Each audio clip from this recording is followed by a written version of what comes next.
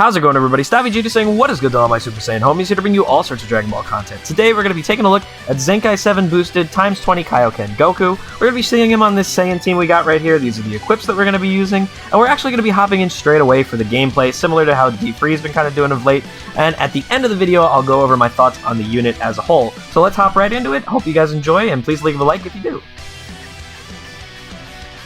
So starting things off, we've got everybody's favorite team, Mono Purple, and for me, this is honestly the match where Kaioken Goku actually most impressed me, so I figured I would include it as the first match, even though it's not the first match I recorded. I just figured it was going to work the best. So here we go at the start of the match. I'm just kind of letting the death buff Goku just really take whatever damage, because yes, he is, you know, going to be the best counter, I guess, because he is the yellow as opposed to Mono Purple. But it's in the name. He's Death Goku. He's Deathku. So really, it doesn't matter to me how much damage he's going to take. Plus, I know that the Vegeta side isn't really here just yet. We're able to capitalize on some taps there, and I get caught in some clown shit because I'm thinking to myself, he's not going to go for the cover change. It's purple, but, you know, he's running Mono Purple. He's got to disrupt the combo somehow, so egg's on my face, I guess. Again, we're going to kind of just let him go in, do the damage he's going to do, because really, at the end of the day, even though he is purple, this is Kaioken Goku's video, and I'm kind of just like, you know what, I'm curious to see what he's going to be able to do against the Vegetas. He beats me to the tackle right there, but because of the vanish manipulation, we're able to kind of have this little exchange of going back and forth on the vanishes, and fool me once, I'm not going to let him get that cover change in on us again. So we're going to go in, see what we can do with the strike damage. It's okay, it's not bad. But, you know, it could be better, and so we're going to swap into the Ape Vegeta. It's also going to allow us to get the one more card, since they do actually have that similar passive that allows them both to draw another strike card once they use that strike. So I do actually like the way the two of them synergize together. I actually had a lot of fun using them together. Ape Vegeta's ult does okay damage. I think that's always probably, for me, the worst part of his kit. And I do accidentally end up overextending there. I did mean to go for the single tap, but it didn't work because, quite frankly, I'm not that great at the game.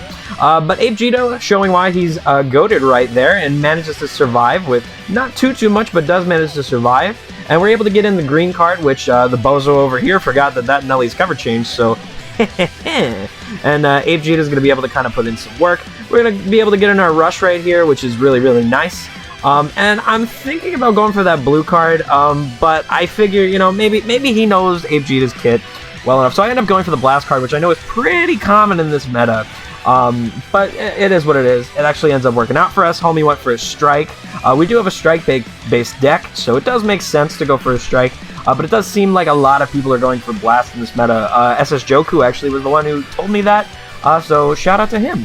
So yeah, we got that, and now is where the clownery is really able to go down. Because, my goodness, we're able to use that double vanish right there. Bozo wastes his rush, and now, thanks to some lovely taps and the double vanish on the main ability, we're once again going to be able to vanish, and I know this dude is just sitting there slamming his fist against the wall, or their fist, you know, screaming Bloody Mary, and we're really just going to allow Goku to do his thing. Now, I think the strike could have finished the job, but in my experience, you know, there's a lot of times where you think that one card's going to do something, and then the opponent somehow manages to have, like, 10k HP left, so we end up going for that. We get a nice PV right there, and even though we have the type disadvantage over here, it's not for too long. Ape Vegeta is going to be able to come on in, do his thing. Hopefully, drawing the extra card is going to be able to stall out. However, it's not going to be enough time, but at this point, it's really all a formality. My boy Goku really put in work in this one, and truly just showed why he is the Mono Purple counter. So yeah, right here, he's going to swap right in, and the forfeit screen is not too far to follow.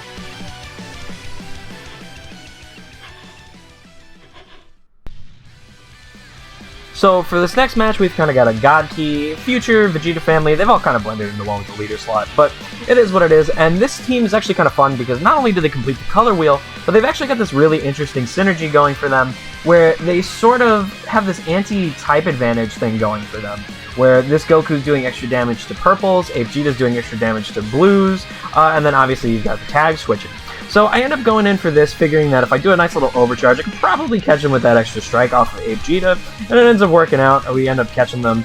No biggie, is what it is. Figuring they're a little strike happy, little swipe happy, that green card's probably going to work over there. And so we end up going in, just letting Vegeta do his thing, and right over here, thanks to the key and the card cost down for the blue card, we end up using it over here, not for the damage, but more so the sub-count manipulation. I think that's something that's really underrated with Vegeta's kit, although, honestly, you guys will see in a couple seconds that I just kind of wasted that shit. So, even right there, we're actually able to benefit from the Goku's Vanish restoration once again. He's able to have that and wait for the sidestep. However, we just waste it and go into the Vegeta, and I'm just kind of a clown and I forgot his kit right there and end up going for the rush. So definitely could have killed him with that strike he drew from using the strike. My opponent's able to capitalize on this. They were able to guess that I was going to use a blue card. Doesn't matter too much at the end of the day because we are able to get the taps in and kill the person we were trying to kill, but whatever, it is what it is. And right here, the egg is on my face once again because we go for the stop clock, and that ends up turning into a PV for the opponent. But RNGesus is on my side, not destroying my ult, and for whatever reason, the opponent decided to go for a sidestep over there. So they end up dropping the combo, and we're able to get in Vegeta's ult, and GV is the one who ends up dying, not the boy Vegeta, the GOAT. I don't want to hear any more slander on the internet. Y'all need to shut the fuck up. And so over here, I don't really know what happened over here. Maybe it was because of the swipe forward or whatever, but we got that vanish back, and they took it right away. But it doesn't really matter because thanks to our trusty stop clock right here, we're going to get the vanish, and, well, we gonna LF our friend over here.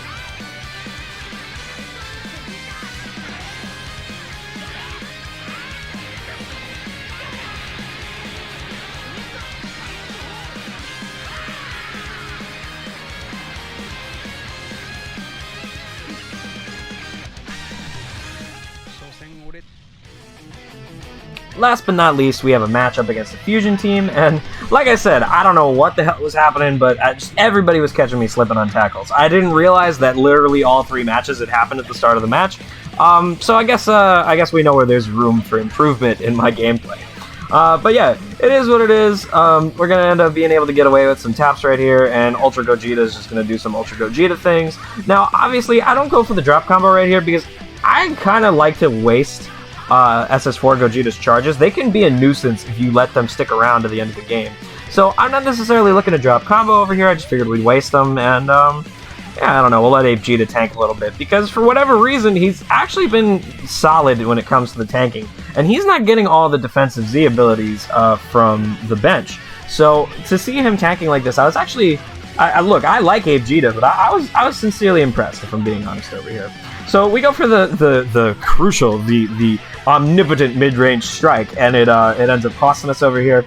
But for whatever reason, this clown doesn't drop the combo, knowing full well that Ultra Gogeta has a strike cover and is, quite frankly, the king of blue cards. So having the follow-up is pretty much inevitable and guaranteed. Like, I don't know, man. It's kind of hard to throw a strike around when Ultra Gogeta's there. So over here, now, that's somewhere I should have dropped the combo, but for whatever reason, I really hope my homie over here ended up fat thumbing, and that's why they ended up going for the rush over here. Because otherwise, I ain't got no reason to explain that one. And for whatever reason, they once again switch over here, and Red Gogeta's gone. I guess they figured least valuable unit on the team. It is what it is. Now, I know that Gogeta's got the 80% cut, and I'll be honest with you guys, it actually kind of scared me. I end up going for the strike over here because, once again, like Joku had said to me at that one point, I do know that a lot of people like to guess blast in this meta, and so strike ends up working out in my favor. Things end up going my way, but honestly, looking at this damage, I'm kind of afraid that Gogeta's going to live and be able to heal up with the ult, but just barely were able to kill him, just barely were able to take him out. That is with his 80% cut or whatever it is on his first thing, and we're able to just kind of go in, and actually, Vegeta's going to go and show off a little bit. He's going to flex on the boy and get the LF.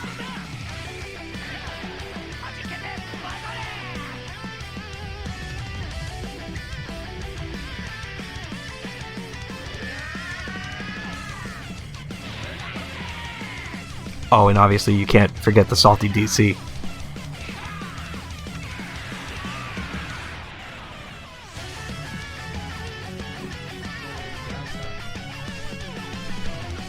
So, I definitely enjoyed using this Goku. Like I said, the first match of the video was probably where I was most impressed with him.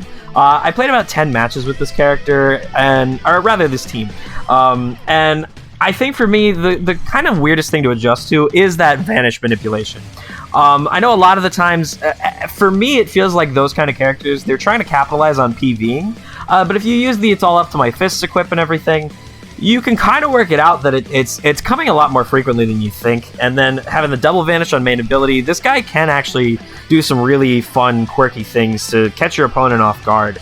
The other thing that I really like is that I think something Barabara said when he did his initial showcase was, he does kind of feel like a pseudo Ape Vegeta, and I actually do really like that because I love Ape Vegeta, and running the two of them alongside each other this entire video, it really kind of emphasized that for me, to see that you've got sort of that ability to draw another strike card, to do damage against those that you have type disadvantage against. So yeah, he's really fun and interesting. I think at the end of the day, G4 is still going to be your better option for Saiyans, and I honestly... SS3, he has a very interesting competition when it comes to SS3 Goku. I think when it comes to Sun Family, I definitely do think he edges SS3 Goku out, but I do think he's probably the third best green option when it comes to Saiyans. So I think that's kind of like the one thing to really keep in mind with this dude. Especially because I don't really foresee a lot of people running, per se, a Frieza Saga team.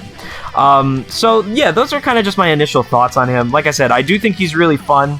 He does have uses. I do like him on Sun Family as they're kind of shifting a bit more to a more strike-oriented team, minus FSK. So yeah, I definitely really enjoyed playing with him, and I would like to see more from him in the future. Definitely gonna pump in some multi-Z via co-op and all that. So thank you guys for watching. I hope you guys enjoyed the video, and I will see you all in the next one. Peace out.